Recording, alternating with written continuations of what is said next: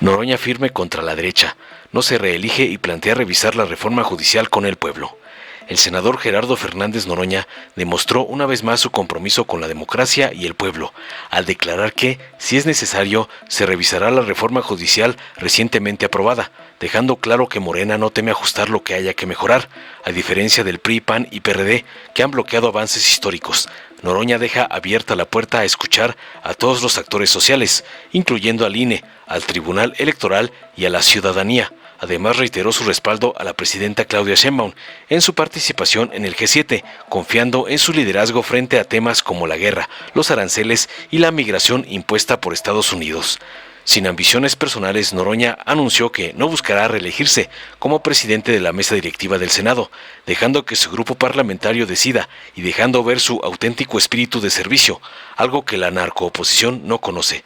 También adelantó que el periodo extraordinario se llevará a cabo del 23 al 30 de junio y que el 14 de agosto presentará su informe de labores. Reconoció el hecho histórico de que Hugo Aguilar Ortiz, un hombre indígena, será presidente de la Suprema Corte, algo impensable bajo los gobiernos del PRIAN.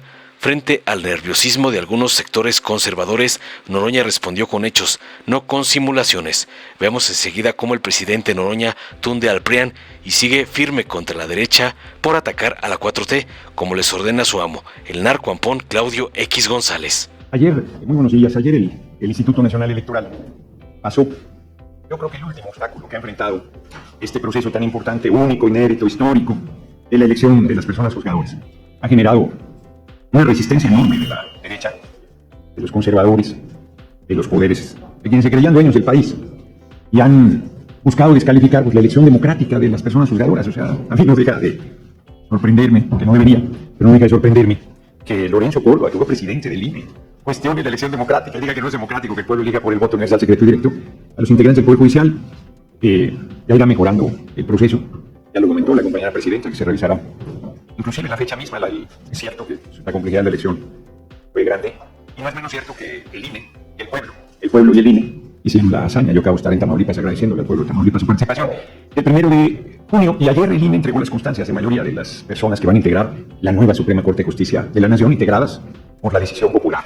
Es un hecho, un parteaguas en la historia de nuestro país, no solo en la historia del Poder Judicial, sino en la historia de nuestro país, y como se ha comentado insistentemente, pues por primera vez en 200 años, después de 200 años, un hombre de origen indígena, eso no hubiera pasado nunca sin nuestro movimiento. Una mujer en la presidencia no hubiera pasado nunca sin nuestro movimiento. Un plebeyo presidiendo la Cámara de Senadores no hubiera pasado nunca sin nuestro movimiento. Entonces ayer, por 6 votos a 5, los consejeros que tradicionalmente se han coordinado con Lorenzo Córdoba justamente votaron en contra. Yo diría que es su derecho, pero bueno, me califico el hecho porque finalmente se decidió la validación de la elección.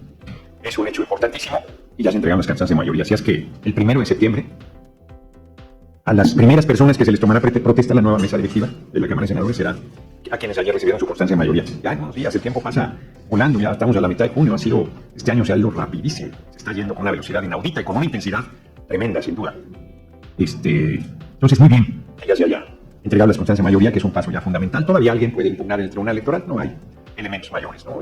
La verdad es que todo se perfila para que el 1 de septiembre entre la nueva integración del Poder Judicial elegido por el pueblo. Estoy muy contento con ello. La propia gira en Tamaulipas fue desde a poblaciones tan importantes como Reynosa hasta lugares más pequeños como San Fernando, y la gente bien, muy contenta. La verdad es que muy bien. Un pueblo que se llama Díaz Ordaz tuvo el 23% de la participación, el más alto en esa zona. No sé cuál ha sido el más alto en el país, por cierto. Pero ese pueblo que pobre, ¿sabes? Desde que cambian el nombre, se llamaban San Miguel algo. Yo creo que deberían regresar a su nombre original. Bueno, ese es un tema. Por otro lado, hago votos. Que le vaya muy bien a la compañera presidenta Claudia Sheinbaum para una reunión del G7, ya de estar en Canadá.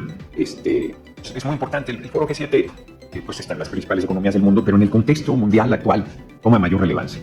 La tensión que se ha generado por la determinación del gobierno de Estados Unidos de fijar aranceles a todas las economías del mundo, la tensión que se ha generado por las decisiones en materia migratoria que han generado protestas muy fuertes al interior de los Estados Unidos, la tensión que se ha generado no solo con el que se esté masacrando al pueblo palestino de manera terrible desde hace más de un año, sino ahora el que haya habido un ataque preventivo, dice Israel, a Irán, y que esté en una situación de mucha tensión, muy grave. Nosotros siempre estaremos convencidos de la solución pacífica, del diálogo, del acuerdo para resolver toda controversia, por más duro que se debata.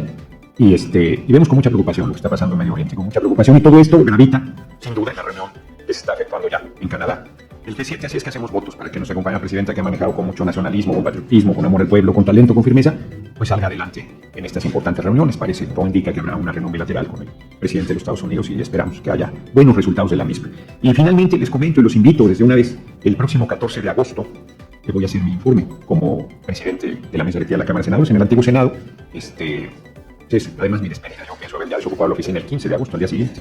Entonces, muchos andan celebrando porque voy a ser un senador más. Bueno, algunos ya hasta me andan mandando embajador a Venezuela. Lo que hay que oír, lo que hay que leer. La verdad es que no se dan cuenta que le faltan al respeto a mis compañeros y compañeras senadoras. Nadie es un senador más. Es un enorme privilegio ser senador de la República, una enorme responsabilidad y una gran tarea política. En ningún espacio en los escaños de la Cámara de Senadores es un espacio menor, es un espacio relevantísimo.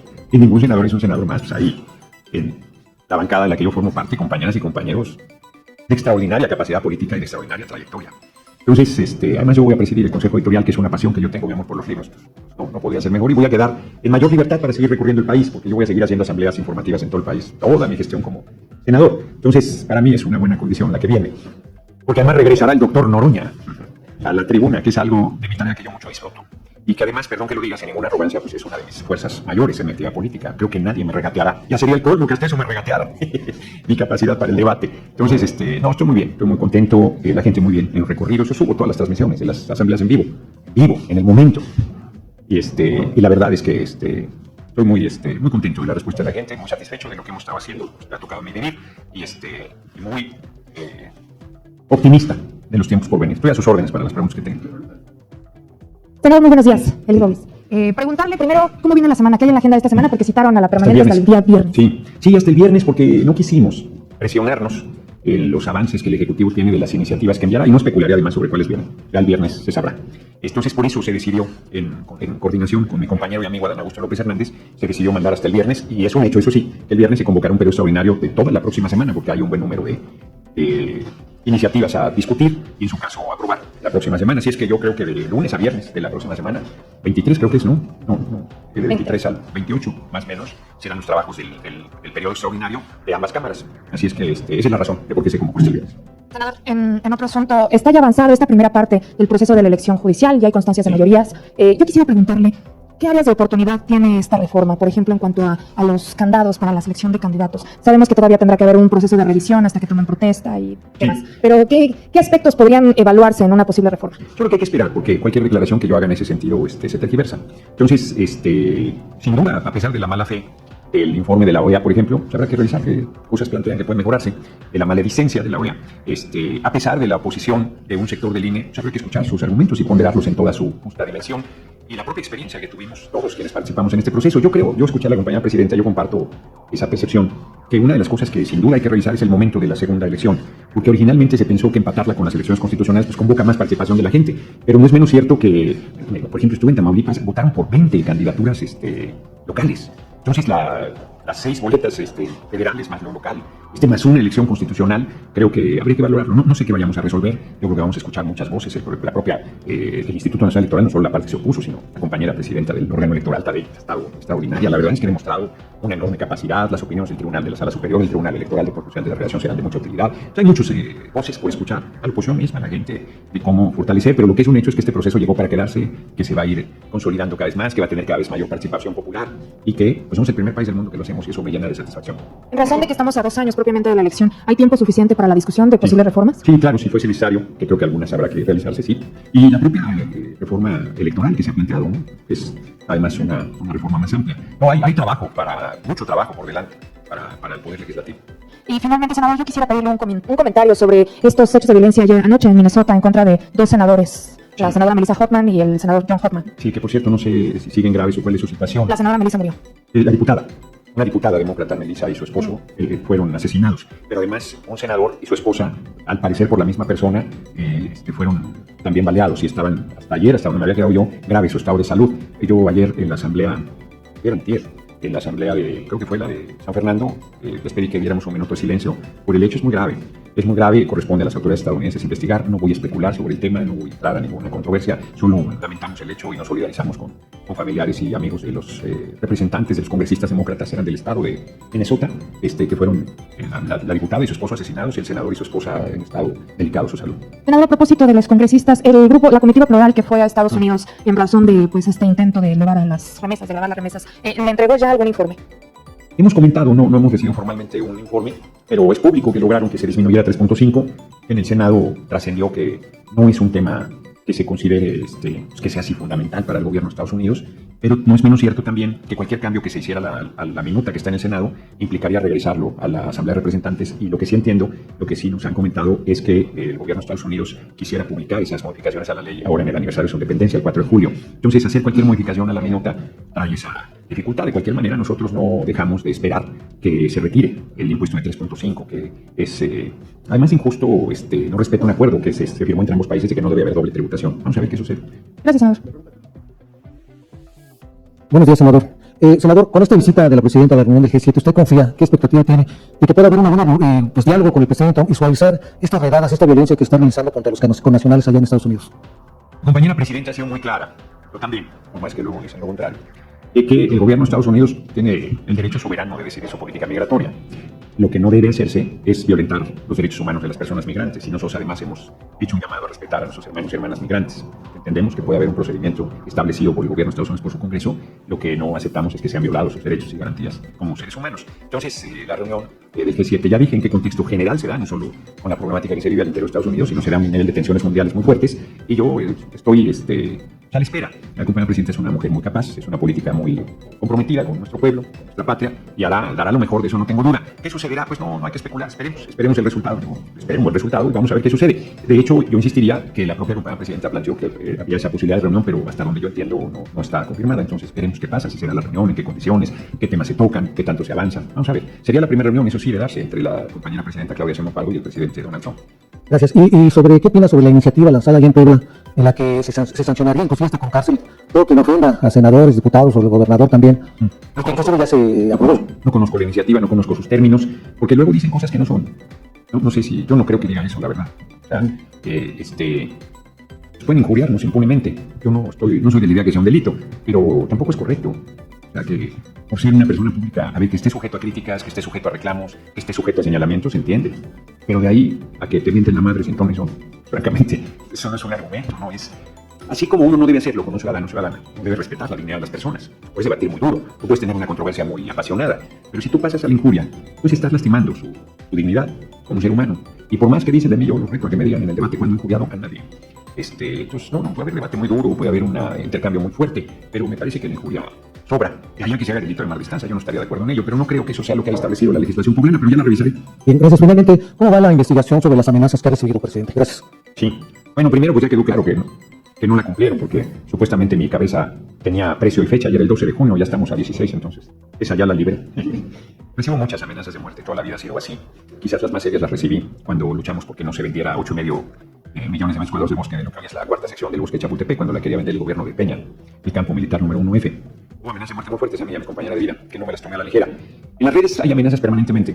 Esta a mi equipo le generó particular atención porque se reprodujo en los mismos términos en TikTok y en Facebook, pero luego la retiró el usuario. Y hasta donde entiendo, la policía cibernética no ha localizado todavía el origen de la misma. Entonces están en ello. Gracias, buenos días. Preguntarles su opinión sobre el caso de la presidenta municipal de San Mateo Piñas en Oaxaca, que fue asesinada. ¿Considera que la violencia política en México está llegando a extremos incontrolables? Vimos casos en Veracruz, ahora en el proceso electoral, ha habido casos en Guerrero, ahora en Oaxaca. ¿Cuál es su opinión, presidente? Y llama la atención que no digas lo mismo de los asesinatos en Estados Unidos, a la diputada de Minnesota. Me llama la atención. Allá no son incontrolables, aquí sí son. Singular visión. Lamento el asesinato de la alcaldesa. Lo condeno, exijo su esclarecimiento y envío mi solidaridad con familiares y amigos. Además, sería todo, presidente. Gracias. Gracias, buen día. Le pregunto. Senador, es evidente que hay una campaña mediática en su contra. Diría usted que la intención es buscar que por ningún motivo se reelija en la presidencia de la mesa directiva o de que no llegue sano al 2030. Bueno, sano al 2030 yo espero llegar. Ese es mi objetivo, llegar vivo y sano. Es mi objetivo fundamental para el 2030. Sí, yo creo que hay una ofensiva muy fuerte. La verdad es que yo no he manifestado en ningún momento interés de reelegirme en la mesa directiva. Al interior del grupo no se ha tomado ninguna determinación. La pasada legislatura alguien plantea que quedó la alternancia, pero eso no es un criterio. O sea, de que una mujer, un hombre, eso no seguirá, es la alternancia, ¿no? Martí Batres, que fue el primer año de la pasada legislatura, presidente, quiso ir por una reelección y perdió el intento. Serrano, por cierto, con una compañera. Entonces, yo no pienso ir a una reelección para que me maten. Si hay, yo voy a esperar a ver qué determina mi grupo parlamentario, ¿no? Y yo estoy más bien en la lógica de regresar a mi escaño. Entonces, el nerviosismo de algunos sectores de la derecha y los medios lo entiendo, pero es injustificado. Ahora, toda esta ofensiva para mí es un timbre de orgullo. Es algo que me honra. Porque la gente dice, oye, pues si se lo están madreando, pues entonces hay que apoyarlo, ¿no? Entonces yo creo que se equivocan en redondo. Porque además, pues sí lo voy a decir, pues mi fuerza no es estar en la presidencia de la mesa directiva. Mi fuerza es quién soy. Siempre he sido igual. He llegado hasta donde estoy siendo lo que soy. Y no voy a cambiar. Si por como soy me chupa la boca políticamente hablando, bien empleado. No tengo ningún problema. Y si eso me da nuevas oportunidades, bien empleado también. No tengo preocupación. Pero sí hay una ofensiva. 3 meses lleva. 3 meses, estamos a punto de cumplir 3 meses. Fue desde más o menos el 19 de marzo, la de diario, ¿no? Siempre ha habido cosas en mi contra, pero ahora es muy consistente. Entonces, ya vi que aguanto eso y más. Gracias. Dale en me gusta, suscríbete, activa la campanita y compártelo para que más gente lo vea.